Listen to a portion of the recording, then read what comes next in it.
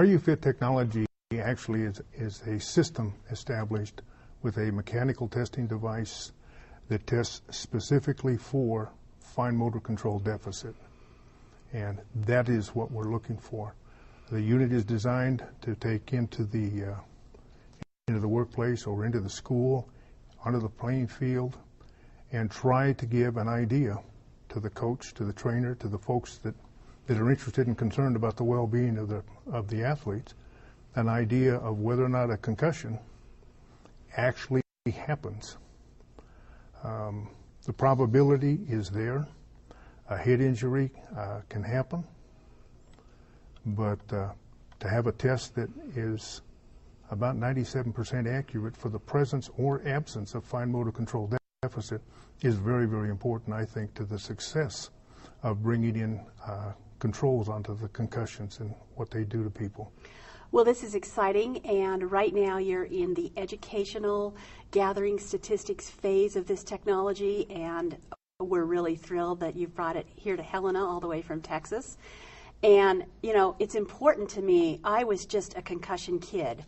My mom talked about it all the time. I know for a fact that I only actually had 3, but every time I got hit in the head, she was worried about it. And my boys are past the sports age now, but if this would have been available, I would have been one of those moms that really, really wanted to know if my child should go back out on the playing field, you know, after this happened. So it's real exciting to me that we now have something available that parents can do that with, and it's through the hand. So tell us how that works. The hands actually are a pretty good window into what's happening in the head. But first, I guess, physical measurement, a temperature. You know, if someone has 102 temperature, you know to take them to the doctor. Same thing if someone has a fine motor control deficit. That's an indication, that's a physical indication that they need to come in and see a doctor. We don't diagnose, but we let you know that temperature is there, that fine motor control deficit exists, and it's a sign of an injury. Whether there's a problem or not a problem, so it's peace of mind for the mom or the parent to know that there's not a problem, they're good to go. Or there's a problem, and you better follow what the doctor says from that point on. Absolutely. So, peace of mind, treat in time is what we say. You know how kids want to deny the fact that there's a problem. They want to say, I'm fine, I'm fine, I'm fine. And so can they fake this, or they cannot? What we have found with the technology is that it cannot be faked. If you look at the way the information is collected, it's collected at 1 millisecond. Fine motor control operates in the 10s, 20s, 30s milliseconds. The intent to deny, block, or alter one's reactions is a reaction that requires 250 to 350 milliseconds to actually put into effect that change. So what happens when we test, and we're testing somebody that's trying to let us know that they're okay. They're not okay. It doesn't work. It doesn't work because they're delaying the test by trying to do that. And so you can't fake because your intent to fake just takes so much time. Now we have regular reaction time and we have cognitive reaction time. And on the sports field, because of the amount of variables, we're talking cognitive reaction. Is that true? I think we're definitely looking at cognitive reaction. And again, it's an issue that people normally don't see, and they don't concern themselves with it.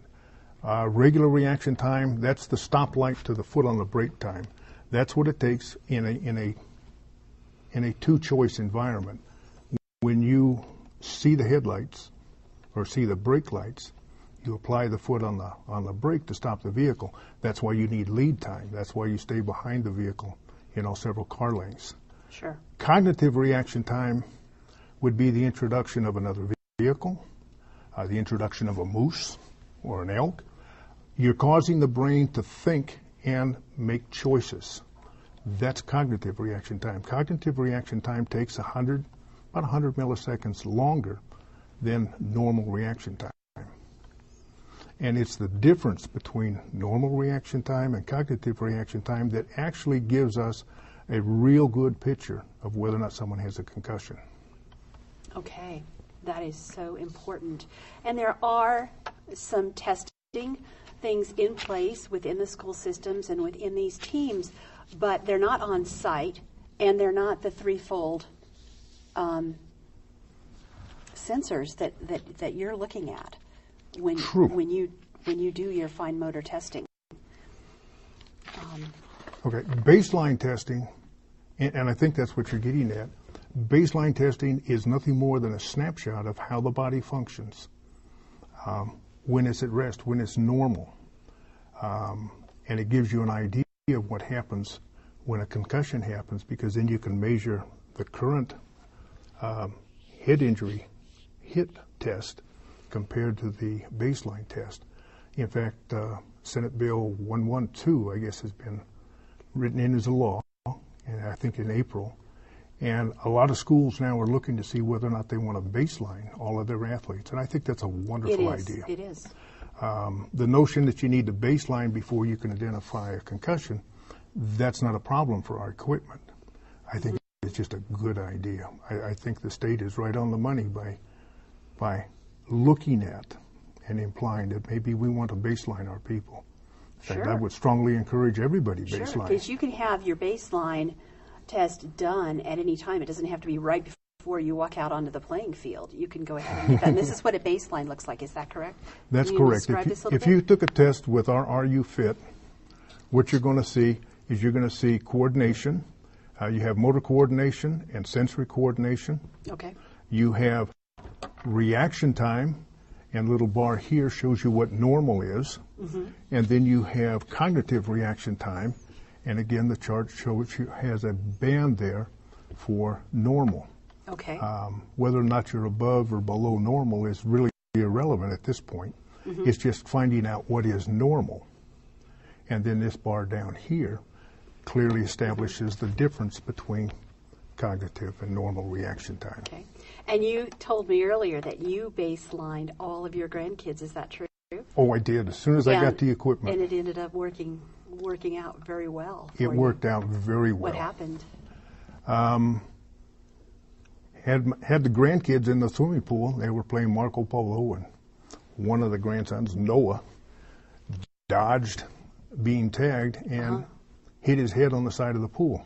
Mm-hmm. And of course, my first reaction was to say, "Yeah, you're okay. Go back in and finish the game." Well, Grandma tugged on my arm and says, "No. You have the equipment. Testing." And so we did. And much to my chagrin, he came up positive for concussion. He had a concussion. So we monitored him for the next week and a half. Mm-hmm. And you could just see everything improving. And what a peace of mind that is. To understand that there was a problem. Because we're going to talk a little bit later about what happens when that second blow comes, because you didn't pay attention to when one was there. You brought this second chart with you, and tell me about who is this, and what does this look like? What's going on here? This is actually the counterpart to this first test. Okay. This is a young lady from Norway that came over to visit, and she was in Houston. She was tested with our equipment, and when it was all done, everybody looked at that and they said she never should have gotten on the airplane. If you look at the motor coordination, it's way down, and sensory is a little bit, but the difference in between reaction time and cognitive reaction time is just out of this world. She should never have gotten on the airplane. And what kind of injury did she have? She had a skiing accident about a month before she got on the airplane. This. Okay, and then this is?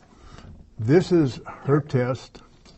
Again, this was on the 3rd of April, and this is on the 18th of April. So she came back this quickly. Mm-hmm. We referred her to the medics, and of course we were working with the Community Medical Foundation for Patient Safety, and they're the ones that brought her back this way. That are compiling all these statistics, and you're doing the research for them. Excellent.